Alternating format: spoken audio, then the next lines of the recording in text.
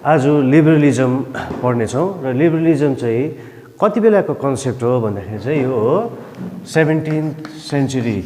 Its history dates back to the 17th century.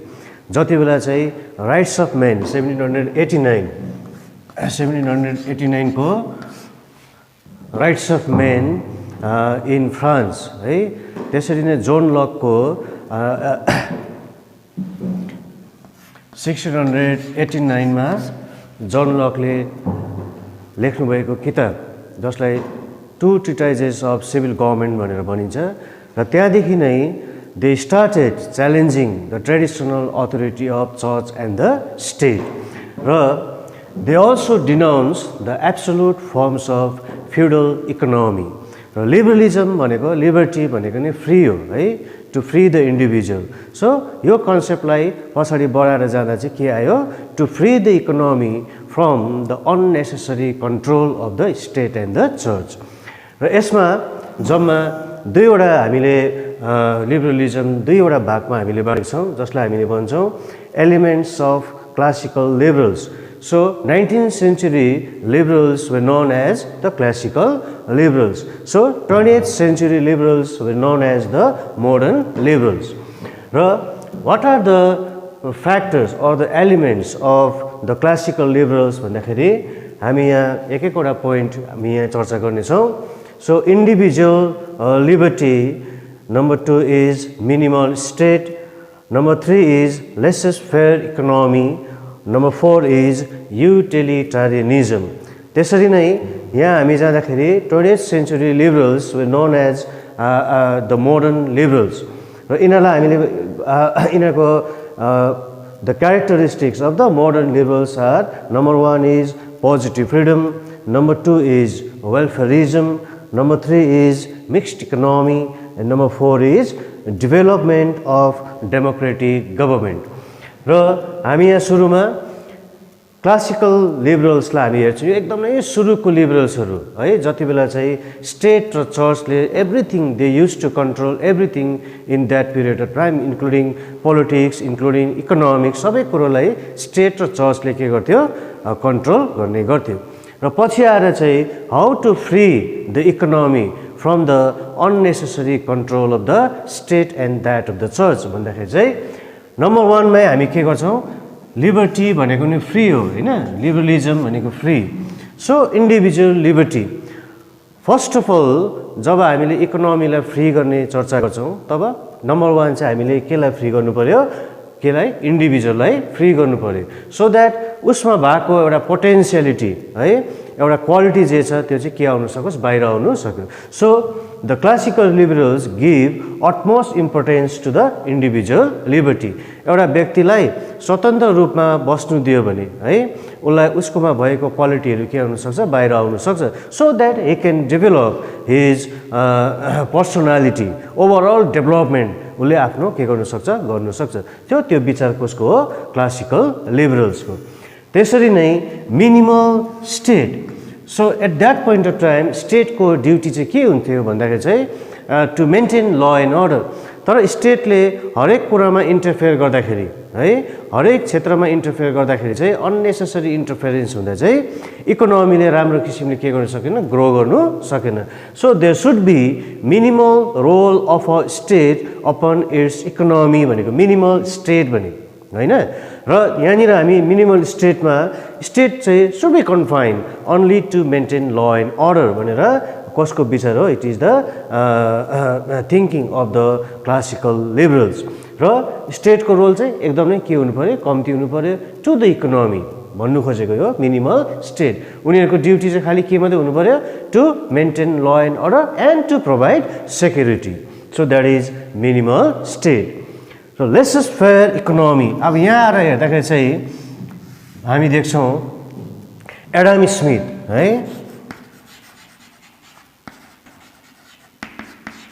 Adam स्मिथको wealth of nation यो किताबहरू त्यति बेला पब्लिस भयो है वेल्थ अफ नेसन. र लेसेस-फेयर इकोनोमी भनेको चाहिँ जति सक्दो चाहिँ स्टेटको कन्ट्रोल चाहिँ इकोनोमीमा चाहिँ एकदमै के होस् लेस होस् है. So they were in favour they were advocating to the free market economic system है। त्यसलाई हामीले फ्री मार्केट इकोनोमिक सिस्टमलाई फर्स्ट अफ अल त्यो टाइममा चर्चको स्टेटको कन्ट्रोलबाट बाहिर निक्लिनुको लागि जब एडम स्मिथले एउटा किताब लेख्नुभयो, he was a renowned economist है, 17th सेन्चुरीको रिनाउन्ड इकोनोमिस्ट। र त्यति बेला चाहिँ एडम स्मिथले लेखेको किताब द वेल्थ अफ नेसनमा यो कुराहरूको के पाइन्छ, चर्चा गरिन्छ। Laissez faire economy where they should be less control of a state authority upon its economy. र त्यसले गर्दा चाहिँ इकोनोमीलाई चाहिँ त्यो अननेसेसरी कन्ट्रोलबाट इन्टरफेरेन्सबाट चाहिँ के गर्ने हो, बाहिर निकाल्ने, स्वतन्त्र रूपमा त्यसलाई के गर्नु दिने, फल्नु दिने। सो नाउ हामी नम्बर 4 क्यारेक्टरिस्टिक्समा जान्छौँ, एलिमेन्ट्समा जान्छौँ, युटिलिटारियनिजम। सो युटिलिटारियनिजम भन्ने बित्तिकै हामीले जेरेमी बेन्थम है, देन जेम्स मिल होइन, जेरेमी बेन्थम एन्ड जेम्स मिल, यो पोलिटिकल फिलोसफरहरूको के आउँछ, चर्चा आउँछ। सो जेरेमी बेन्थमले के भन्नुभएको छ भन्दाखेरि चाहिँ, जेरेमी बेन्थमले के भन्नुभएको छ भन्दाखेरि चाहिँ human beings are pleasure seeking and pain avoiding creatures भनेर भन्नुभएको छ है। र यो भनेको चाहिँ के हो भन्दाखेरि चाहिँ मान्छेको नेचर चाहिँ कस्तो हुन्छ, जसले पनि हामीलाई सुख होस्, राम्रो होस् होइन भन्ने खालको हाम्रो एउटा विचार हुन्छ, इन्डिभिजुअलको थिङ्किङ त्यस्तो टाइपको हुन्छ। र it is the duty of the state, Jeremy बेन्थमको भनाइअनुसार it is the duty of the state to guide the individual to choose their field of action है। उनीहरूले केमा चाहिँ जाँदाखेरि राम्रो हुन्छ, कस्तो किसिमले चाहिँ उनीहरूले आफ्नो क्षमतालाई बढाउन सक्छ, र त्यो विषयमा चाहिँ के गर्नु पऱ्यो, स्टेटले के गर्नु पऱ्यो, गाइड गर्नु पऱ्यो भनेर चाहिँ it is the thinking of the renowned political scientist Jeremy Bentham. So that is utilitarianism. स्टेटले चाहिँ उनीहरूले जति सक्दो चाहिँ फेसिलिटिजहरू दिनु पऱ्यो, प्रोभाइड गर्नु पऱ्यो, सो द्याट इन्डिभिजुअलले चाहिँ आफ्नो क्षमतालाई के गर्न सकोस्, बढाउरा लानु सकोस्। So that is utilitarianism. Now I will talk about the modern liberals है। 20th सेन्चुरीको लिबरल्सलाई चाहिँ हामी के भन्दैछौँ, modern liberals. So number 1 positive freedom. Positive freedom भन्ने बित्तिकै हामी यहाँनिर फेरि टी.एच. ग्रिनको कुरा आउँछ, टी.एच. ग्रिन होइन।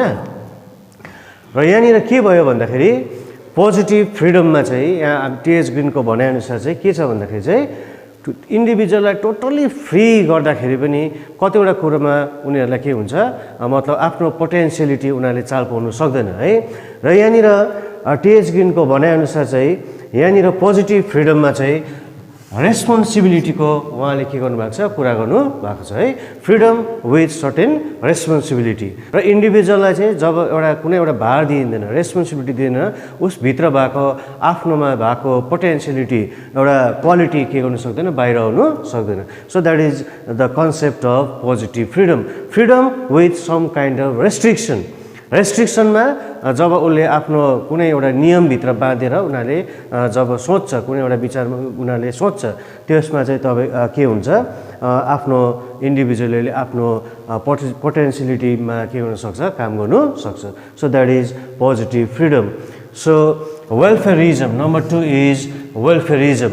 सो वेलफेयरिजम भन्ने बित्तिकै यहाँनिर अब जब फ्री मार्केट इकोनोमी भयो, सेट 17th सेन्चुरीदेखिको यता जब यो कन्सेप्ट आयो, त्यहाँबाट then the great depression of 1930s है, देन अल्सो अब सेकेन्ड वर्ल्ड वार, त्यो followed by second world war. र त्यति बेला चाहिँ एकदमै त्यसलाई सम्हालि नसक्नु टाइपको भयो। सो त्यसलाई करेक्ट गर्नुको लागि चाहिँ अगेन मोडर्न लिबरल्सले चाहिँ के आयो गर्यो भन्दाखेरि चाहिँ some duty of the state. त्यति बेला चाहिँ स्टेटको चाहिँ कतिवटा रोलहरू त्यहाँनिर उनीहरूले आयो। So again they started interfering into the economy to correct the defects of extreme capitalism that were surfaced during the First World War.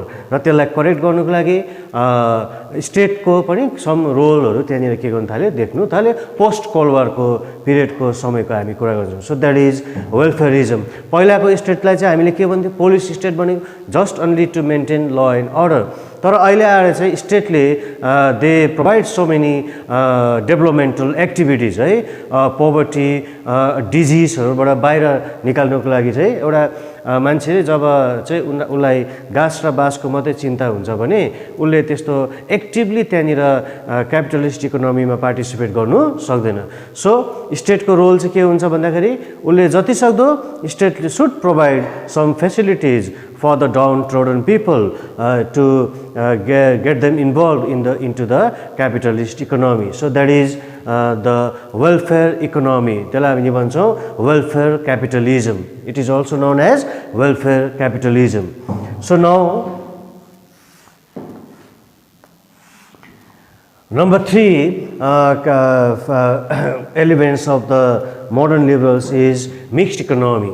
र यहाँनिर के भयो भन्दाखेरि अघि मैले भनिहालेँ कि सेकेन्ड वर्ल्ड वारको बादमा चाहिँ स्टेटको रोल एकदम कम्ती हुँदाखेरि चाहिँ के भयो भन्दाखेरि तिम्रो अनकन्ट्रोल टाइपको अफ क्यापिटलिजम भयो। त्यहाँनिर एकदमै इनइक्वालिटी भयो है between rich and the poor. र पछाडि आएर जब मोडर्न लिबरल्सले के सोच्यो भन्दाखेरि चाहिँ there should be some role of the state हैन, स्टेटको पनि के हुनुपर्छ कतिवटा रोल हुनुपर्छ इन्टु द इकोनोमी भनेर चाहिँ so they started following mixed kind of economy that is both private economy as well as public economy, private enterprise as well as public enterprise, that is mixed economy.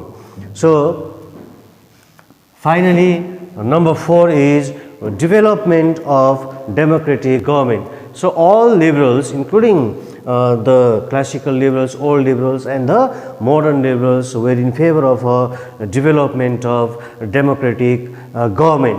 That means representative एसेम्ब्लीको उनीहरू केमा थियो फर्ममा थियो र एउटा free market economy कतिवटा फस्टाउँछ भन्दाखेरि चाहिँ जति बेला चाहिँ त्यहाँनिर के हुन्छ डेमोक्रेटिक गभर्मेन्ट हुन्छ। हाम्रो इन्डियाको इक्जाम्पल दिनु हो भने इट वाज राजीव गान्धी है who liberalize economy for the first time in India.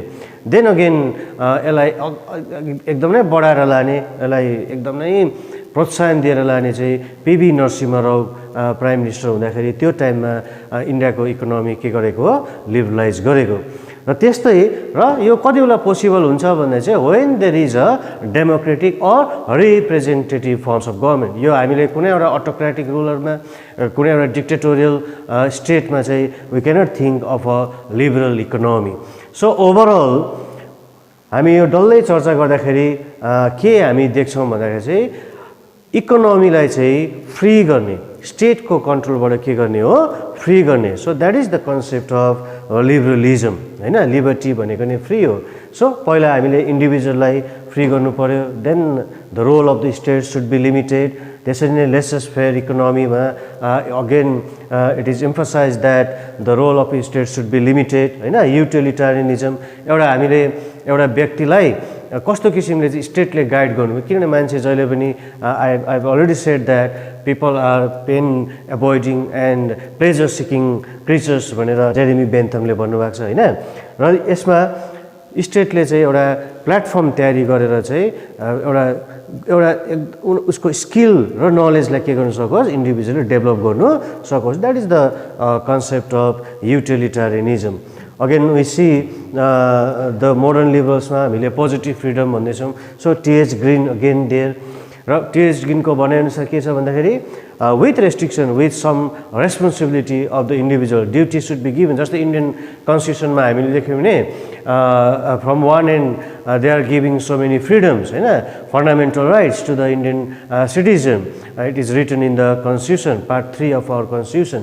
So त्यसरी नै पार्ट 4 मा फेरि हामी के देख्छौँ directive principles of state policy and also the some duties, 11 duties to the citizens of India. So that is called positive freedom with some restriction, with some responsibility to the people.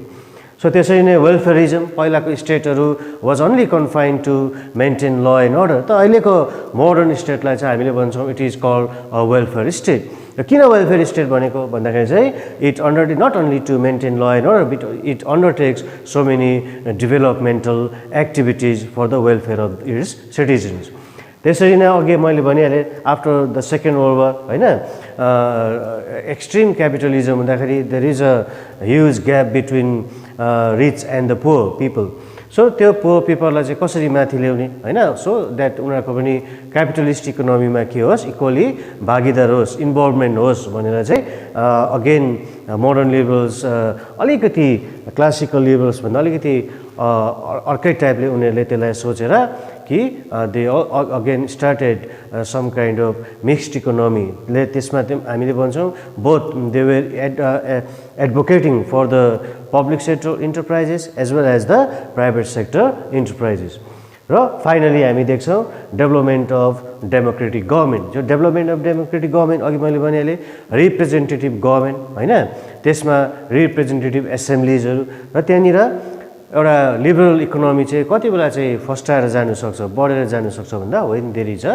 Democratic government so finally हामी देख्छौँ यहाँनिर कि लिबरल्सहरूलाई चाहिँ हामीले के भनेर जान्दछौँ भन्छ दे वेर अल्सो रिफर्मिस्ट होइन युटोपियन्स पनि भनेर भन्छौँ है अनि overall they were the advocates of a free market enterprise system so that's it for today